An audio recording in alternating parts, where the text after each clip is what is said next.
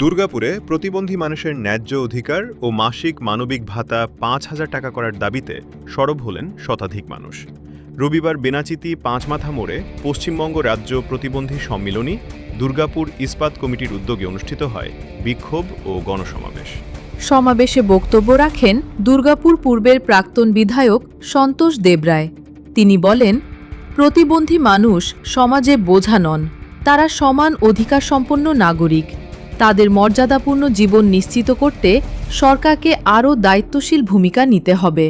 গণ আন্দোলনের নেতা মোহন পাসওয়ান বলেন, প্রতিবন্ধী মানুষের অধিকার আদায়ের লড়াই কেবল একটি সংগঠনের নয়, এটি গোটা সমাজের আন্দোলন। সাধারণ মানুষকে সঙ্গে নিয়েই এই লড়াই এগিয়ে নিয়ে যেতে হবে। সংগঠনের সম্পাদক গৌতম ঘোষ দাবি জানান, মাসিক মানবিক ভাতা ৫,০০০ টাকা করা, সামাজিক নিরাপত্তা বৃদ্ধি, কর্মসংস্থান এবং শিক্ষা ও স্বাস্থ্য পরিষেবায় সমান সুযোগ নিশ্চিত করতে হবে। তিনি স্পষ্ট ভাষায় বলেন, দাবি পূরণ না হওয়া পর্যন্ত গণতান্ত্রিক আন্দোলন চলবে। সমাবেশে উপস্থিত ছিলেন শ্রমিক নেতা নিমাই ঘোষ। এছাড়াও দুর্গাপুর ও আশপাশের বিভিন্ন এলাকা থেকে বহু প্রতিবন্ধী ব্যক্তি, সমাজকর্মী, শ্রমিক এবং সাধারণ মানুষ এই কর্মসূচিতে অংশ নেন। প্রতিবন্ধী মানুষের মর্যাদা, সম অধিকার এবং সামাজিক নিরাপত্তার দাবিতে এই আন্দোলন আগামী দিনেও আরও বিস্তৃত হবে বলে জানিয়েছেন আয়োজকরা। আজকের এই বিক্ষোভ সভাটা কিসের জন্য করলেন এবং দাবিটা কি আপনাদের? আজকের এই বিক্ষোভ যে কর্মসূচিটা আমরা আজকে ৫ করে করলাম, সেটা হচ্ছে মূলত যে মানবিক ভাতা অবিলম্বে ৫,০০০ টাকা করতে হবে। অথচ আমাদের এই সরকার বারংবার বলা সত্ত্বেও, দীর্ঘ আন্দোলন করা সত্ত্বেও এই সরকার কোনো কর্ণপাত করেনি। অথচ নির্বাচনী জনসভাতে আমাদের স্বরাষ্ট্রমন্ত্রী এবং প্রধানমন্ত্রী বারে বারে বলে গেছেন যে ১,০০০ টাকা আছে, আমরা সেটাকে ডবল করব। দেখা গেল যে ২২শে জুন যে বাজেট পেশ হলো, সেখানে দেখা গেল ১,০০০ টাকার বদলে ৫০০ টাকা বাড়িয়েছে। তারপরে আমাদের যে প্রতিবন্ধী যে অন্যান্য যে সুযোগ সুবিধা, স্বাস্থ্য, শিক্ষা, এগুলো ব্যাপারে একটা কোনো বাজেটে অন্তর্ভুক্ত করায়নি। তাই বাধ্য হয়ে আজকে আমরা পাঁচমাথা মোড়ে আমরা যে গণসমাবেশ, যেটা বিক্ষোভ কর্মসূচির পালন করলাম। এবারের বাজেটে অনেকগুলো ছাড় দিয়েছে বিভিন্ন সেকশন অফ মানুষদের। আপনাদের ক্ষেত্রে কোনো সুযোগ সুবিধা আপনারা কীভাবে দেখছেন এই বাজেট? আমরা বাজেটটাকে একেবারে খুব বাজে মনে করছি। একেবারে মানুষের বাজেট নয়, প্রতিবন্ধীদের বাজেট নয়।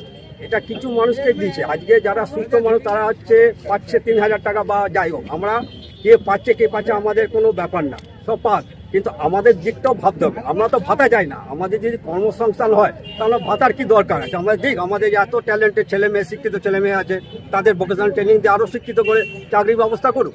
আমাদের ভাতা চাই না। আর ১,৫০০ টাকার ভাতা যদি এখনো পর্যন্ত ১,৫০০ টাকা যে বলেছে, এখনো পর্যন্ত কোনো কারো অ্যাকাউন্টে ঢোকেনি এখনো পর্যন্ত। আজকে ১২ তারিখ হয়ে গেল, ১,০০০ টাকা ঢোকেনি এখন। তো আমাদের দাবি যে আপনারা সময় মতন ভাতাটা দিন এবং একটু বেশি করে দিন। যেখানে অনেক ছেলে মেয়ের আছে যারা চিকিৎসা করতে ওষুধপত্র যা আছে সেখানে লেগে যায়।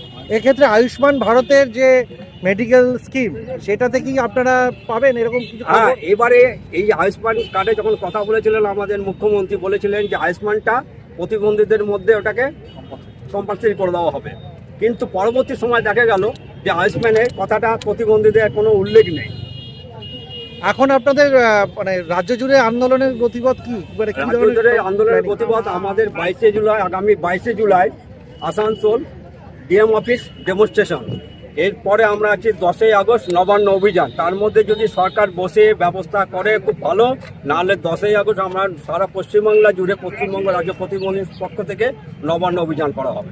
আচ্ছা, আপনার নামটা আর আপনার পদ থেকে বলুন। আমার নাম গৌতম ঘোষ, পশ্চিমবঙ্গ রাজ্য প্রতিবন্ধী সম্মেলনী দুর্গাপুর ইস্পাত কমিটির সাধারণ সম্পাদক। ধন্যবাদ। প্রতিবন্ধী সকলের কথা বলতে পারে না, কানে শুনতে পারে না। পশ্চিমবঙ্গের প্রতিবন্ধী দুর্গাপুরে আবেদন করে অন্নপূর্ণা বাড়ি দেওয়া হয়েছে। সরকার বাস, মহিলা বাস ফ্রি, খুব আনন্দ হয়েছে। আমরা প্রতিবন্ধী কথা বলতে পারি না, কানে শুনতে পারি না। কোনো মতে ১,০০০ টাকা খুব কম কেন? খাওয়া ব্যবস্থা বাড়ানো হয়েছে। ১,০০০ টাকা নিয়ে ৫,০০০ টাকা দরকার। প্রতিবাদ, জিন্দাবাদ, জিন্দাবাদ।